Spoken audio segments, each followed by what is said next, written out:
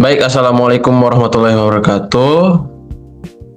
Perkenalkan, kami dari Angkatan 41, Kelompok 4, Subkelompok 2 akan mempresentasikan materi kami tentang implementasi kode etik PNS dalam literasi digital yang berfokus pada digital safety dan digital skill.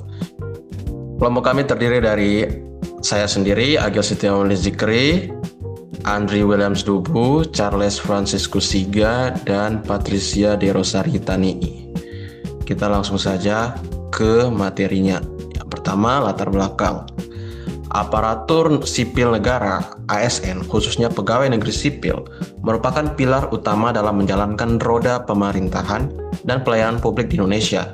Di era digital saat ini, transformasi teknologi menuntut PNS untuk tidak hanya cakap secara konvensional, tetapi juga memiliki literasi digital yang tinggi.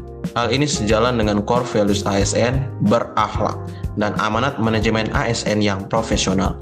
Bagi seorang PNS yang bertugas di lembaga pemasyarakatan, tantangan literasi digital memiliki dimensi yang jauh lebih krusial. Lapas adalah instansi dengan risiko keamanan tinggi. Setiap informasi, data, dan interaksi digital yang dilakukan oleh petugas lapas berdampak langsung pada stabilitas keamanan institusi, keselamatan sesama petugas, hingga pembinaan warga binaan pemasyarakatan. Oleh karena itu, penerapan kode etik PNS dalam aspek digital safety atau keamanan digital dan digital skill, kecakapan digital, mutlak diperlukan agar integritas korps pemasyarakatan tetap terjaga. Selanjutnya kita masuk ke konsep dan definisi literasi digital. Untuk waktu dan kesempatannya dipersilakan Pak Charles. Terima kasih Saudara Agil. Konsep dan definisi literasi digital. Secara umum, literasi digital adalah pengetahuan dan kecakapan atau kemampuan seseorang menggunakan media digital, alat-alat komunikasi atau jaringan dalam menemukan, mengevaluasi, menggunakan, membuat informasi dan memanfaatkannya secara sehat, bijak, cerdas, cermat, tepat, dan patuh hukum dalam rangka membina komunikasi dan interaksi dalam kehidupan sehari-hari. Selanjutnya ada 4 pilar utama literasi digital, yaitu yang pertama digital skills, digital safety, digital ethics, dan digital culture. Selanjutnya kode etik PNS dan tantangan era digital. Untuk waktu dan kesempatannya dipersilakan Ibu Patricia. Terima kasih Pak Agil, saya lanjut. Jadi kode etik PNS dan tantangan di era digital. Yang pertama untuk digital safety atau keamanan digital di lingkungan lapas. Digital safety di lingkungan lapas bukan sekedar melindungi akun pribadi, melainkan benteng pertahanan institusi yang bersifat high risk. Yang pertama, perlindungan data publik dan kedinasan.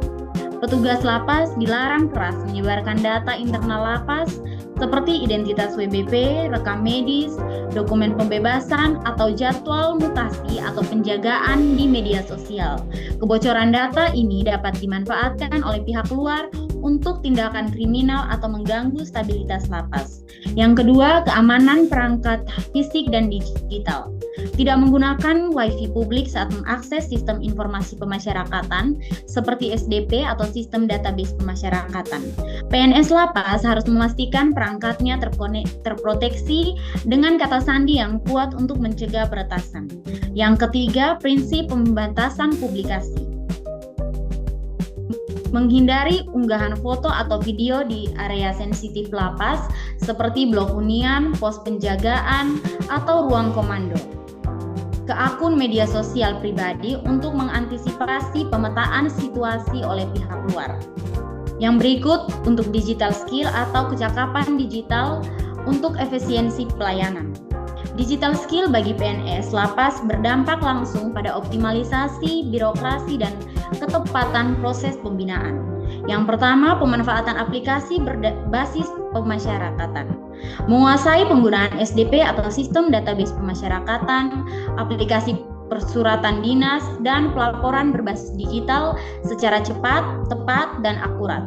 Kecakapan ini memangkas birokrasi yang lambat dan meminimalisir kesalahan input data remisi integrasi, dan registrasi. Yang kedua, komunikasi digital yang profesional. Menggunakan kanal komunikasi resmi seperti email dinas atau grup koordinasi internal dengan bahasa yang formal, santun, dan solutif. PNS Lapas harus mampu menyaring informasi sebelum membagikannya kepada rekan kerja demi menghindari disinformasi. Baik, terima kasih Ibu. Selanjutnya kita masuk ke dalam korelasi nilai berakhlak dan literasi digital petugas lapas. Dipersilakan Pak Andri. Korelasi nilai berakhlak dan literasi digital petugas lapas. Akuntabel, menggunakan fasilitas digital milik negara seperti komputer, jaringan internet, secara bertanggung jawab untuk kepentingan dinas, bukan untuk kepentingan pribadi atau hiburan di luar jam kerja. Kompeten, terus mengasah kemampuan digital seiring perkembangan teknologi pengawasan modern seperti pengawasan CCTV berbasis teknologi tinggi atau sistem pengarsipan digital. Harmonis dan loyal, menjaga nama baik institusi dengan tidak terlibat dalam kegaduhan di media sosial, tidak menyebarkan ujaran kebencian, serta berkomitmen menjaga rahasia jabatan. Baik, terima kasih Pak Andri. Selanjutnya kita masuk ke kesimpulan dan saran. Untuk waktunya dipersilakan Pak Charles. Baik Pak Agil. Kesimpulannya, literasi digital yang mencakup digital safety dan digital skill bukan lagi sekedar nilai tambah, melainkan kompetensi dasar yang wajib dimiliki oleh setiap PNS, terutama yang bertugas di lingkungan pemasyarakatan. Memahami apa itu literasi digital membantu petugas menyadari bahwa setiap aktivitas di ruang cyber memiliki konsekuensi nyata. Kode etik PNS berfungsi sebagai kompas moral agar kecakapan teknologi atau digital skill tadi digunakan untuk mempermudah pelayanan publik, sementara kesadaran keamanan atau digital safety menjadi perisai untuk melindungi stabilitas dan kerahasiaan negara dari berbagai ancaman besar. Dan yang berikut saran, ada 3 saran. Yang pertama, pelatihan berkala. Diperlukan pelatihan literasi digital dan cyber secara berkala bagi petugas lapas untuk memperbaharui pemahaman terkait modus-modus kejahatan cyber seperti phishing dan social engineering. Saran yang kedua, penyusunan SOP digital. Institusi perlu mempertegas SOP mengenai batasan penggunaan perangkat digital pribadi atau smartphone saat sedang melakukan pengawasan langsung di blok kunjungan demi menjaga fokus dan keamanan. Saran yang terakhir adalah pengawasan melekat. Setiap PNS lapas harus saling mengingatkan dan melakukan pengawasan mandiri terhadap aktivitas digital rekan sejawat agar tidak melanggar kode etik yang dapat merugikan nama baik instansi. Sekian. Baik, terima kasih kesimpulan dan sarannya Pak Charles. Demikian pemaparan materi dari kelompok kami. Terima kasih.